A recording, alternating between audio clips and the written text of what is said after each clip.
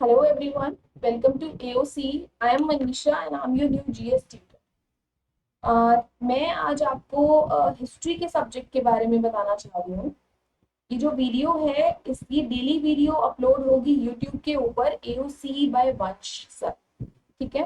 Further proceed करने से पहले कुछ बातें हैं जो मैं आपके साथ डिस्कस करना चाहती हूँ कि जो भी स्टूडेंट्स सीईटी के लिए प्रिपेयर कर रहे हैं उनको ये लगता है कि उनको नोट्स बनाने की जरूरत नहीं है, जबकि माना सीईटी का लेवल कम है लेकिन कंपटीशन बहुत ज्यादा है।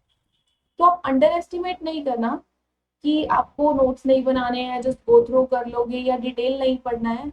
हर चीज पढ़ के जाओ, हर किसी भी टॉपिक को छोड़ना नहीं है। ठीक है। दूसरा, नोट्स अपने हैंड रिटन बनाओ। जिस भी ट्यूटर को आप फॉलो कर रहे हो उसकी वीडियो को एक बार अच्छे से पहली बार में सुनो, उसके बाद अपने नोट्स बनाना शुरू करो अपने हाथ से। वो ज्यादा लंबे टाइम तक याद रहेंगे क्योंकि आप अपनी अंडरस्टैंडिंग के अकॉर्डिंग नोट्स को बनाओगे। ठीक है। अभी हम टॉपिक पे आते हैं। हिस्ट्री, मैंने सबसे पहले सारे सब्जेक्ट्स में हिस्ट्री की वीडियोस सबसे पहले शुरू कर दी हैं। उसके बाद से बाकी की videos one by one upload होती रहेंगी सब्जेक्ट्स के साथ। ठीक है। अभी हिस्ट्री के जो फादर हैं, क्योंकि सबसे पहले अगर हम किसी का भी इंट्रोडक्शन लेते हैं तो हम उनके फादर के नाम से उनको जानते हैं। तो हिस्ट्री को किस नाम से जानते हैं? हेरोडोटस से। हेरोडोटस को याद कैसे करोगे? किसी भी पेरेंट के किसी भी चाइल्ड के लिए उसके पापा, उसके फादर उसके हीरो होते हैं। तो हिस्ट्री के हीरो कौन हुए? हेरोडोटस। ठीक है। दूसरा जो एग्जाम पॉइंट ऑफ व्यू से इंपॉर्टेंट क्वेश्चन बनता है कि उनकी बुक का नाम क्या है? हिस्टोरिका। जैसे ट्विंस होते हैं, सिबलिंग्स होते हैं, उनके नाम आइडेंटिकल से रखे जाते हैं, सेम से। सीता, गीता, अजय, विजय। सिमिलरली हिस्ट्री के साथ हिस्टोरिका आइडेंटिकल है, याद भी हो जाएगा। तो ये दोनों चीजें इंपॉर्टेंट है। ठीक है। नेक्स्ट अब बात करते हैं इंडियन हिस्ट्री की। तो ये है मेगस्थनीज और इनकी बुक है इंडिका।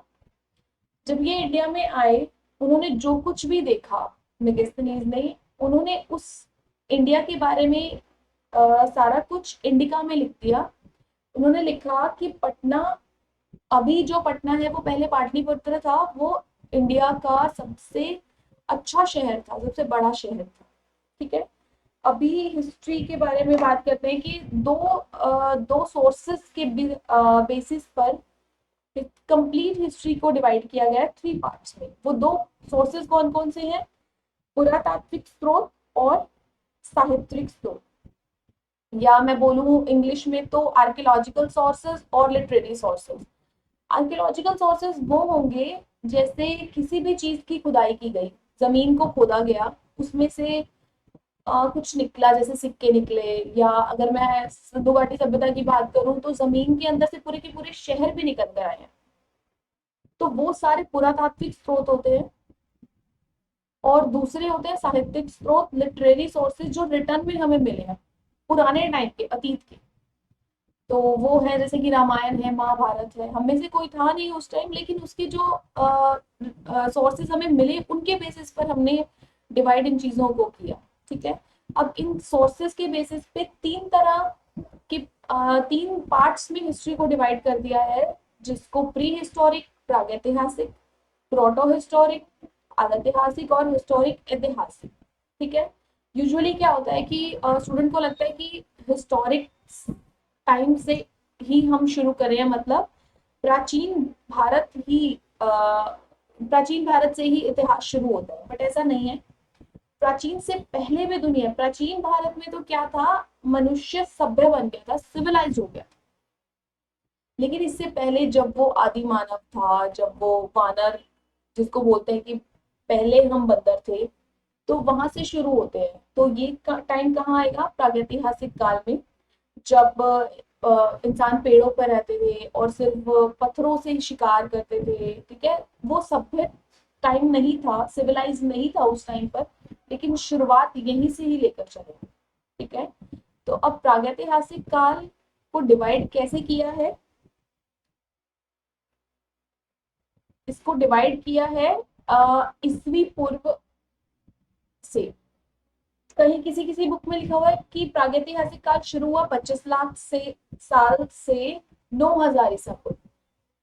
कहीं कहीं लिखा हुआ है कि अज्ञात वर्ष से। तो क्वेश्चन जो भी आए ऑप्शन देख लेना, ये नहीं कि मैम ने तो अज्ञात बताया था और हम तो अज्ञात है नहीं तो छोड़ दोगे, नहीं। 25 लाख है तो 25 लाख, अज्ञात है तो अज्ञात, ठीक है। यहाँ पर 25 लाख है किसी किसी बुक में, ठीक है। उसके बाद प्रोटो हिस्टोरिक का पीरियड 9000 टू 4000 बीसी, और हिस्टोरिक का 4000 टू 2500 बीसी, ठीक है। अब आते हैं पूरा जो प्री हिस्टोरिक या प्रागैतिहासिक काल में स्रोत कौन कौन से मिले हैं। स्रोत पुरातात्विक मिले हैं, खुदाई के टाइम पे सिक्के, अभिलेख, स्मारक, मूर्तियां, ये सब यहाँ मिली है, ठीक है। पुरातात्विक आध्यात्मिक में भी मिले हैं और ऐतिहासिक में भी मिले हैं। अब लिखित या लिटरेरी सोर्सेज की मैं बात करूं तो पुरातात्विक सोर्सेज के बाद लिखित जो स्रोत हैं वो प्रागैतिहासिक काल में नहीं मिले हैं। आध्यात्मिक काल में मिले हैं लेकिन वो पढ़े नहीं गए हैं, ठीक है। तो यहाँ से भी क्रॉस हो जाता है, लिखित में है लेकिन पढ़े नहीं गए हैं, लैंग्वेज आइडेंटिफाई नहीं हुई। हिस्टोरिक में अगर मैं बात करूं तो मिले भी हैं, पढ़े भी गए हैं, और आज भी हम उन चीजों को फॉलो कर भी रहे हैं, ठीक है। अब प्रागैतिहासिक काल को एक नाम और दिया गया है। जो ये नाम दिए गए हैं वो उन चीजों के बेसिस पे दिए गए हैं जिस जिस टाइम में जो जो चीजें मिली।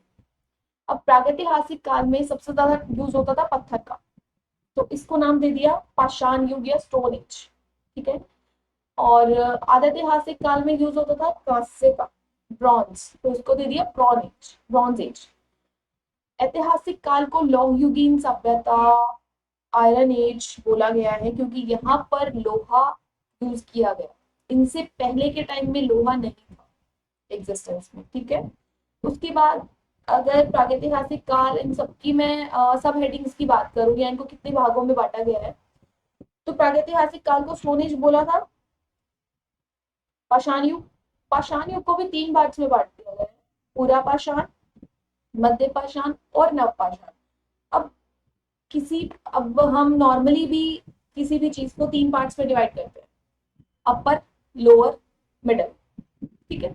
सिमिलरली यहाँ पर आगे कंफ्यूज नहीं होना, 3 पार्ट्स तो ये थे हिस्ट्री के, प्री हिस्टोरिक, प्रोटो हिस्टोरिक और हिस्टोरिक। उसके बाद अब हमने प्री हिस्टोरिक को 3 पार्ट्स में डिवाइड किया, पूरा पाषाण, मध्य पाषाण और नव पाषाण, ठीक है। पेलियोलिथिक, मिसोलिथिक और नियोलिथिक।